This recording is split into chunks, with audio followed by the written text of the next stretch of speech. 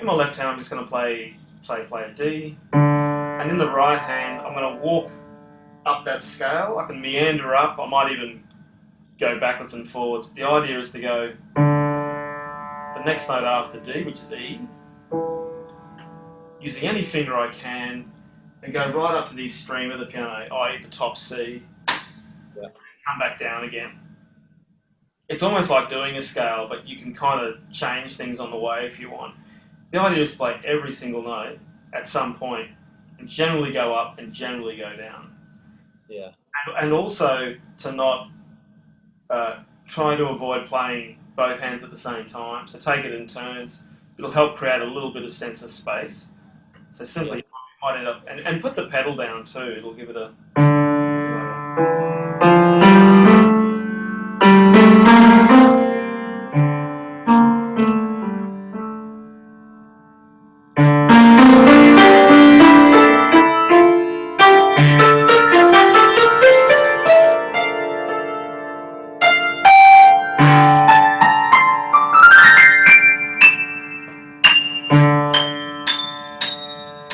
And for something different, I might use the lower D.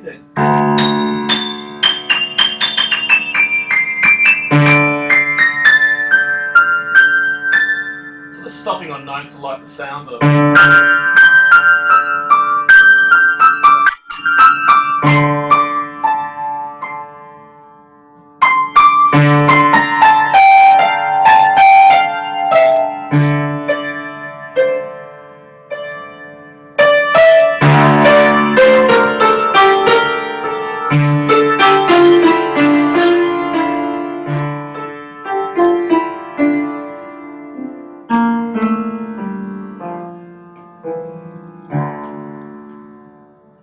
I just call it, I don't know, up and down improv.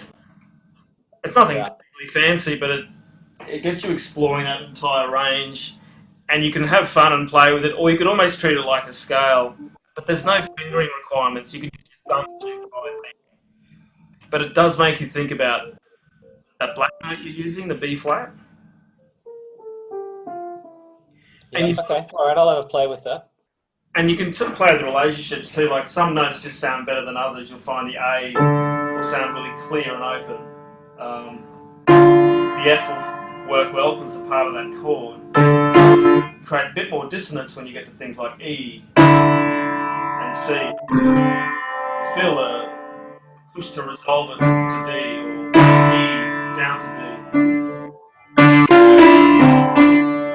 You can play with the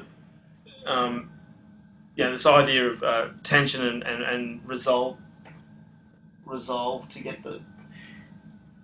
But a lot of people, when they improvise and compose, you kind of get stuck in a rut of a little space on the keyboard. But it's really good to just open yourself up and explore it. You can do more advanced stuff, but this is also really good for sight reading because most we train ourselves in the A&B exams, other exams as well, to be in these scale patterns. And there are a lot of classical music and that will fall into these shapes. But often when you're sight reading, your hand will be thrown to new positions. That agility and that sort of creative way of thinking can really only be trained by doing stuff like improvising, rather than just reading lots of music as well, but getting used to exploring a key in different shapes and different ways. This is akin to like an English assignment where you have to create creative writing or draw your own picture.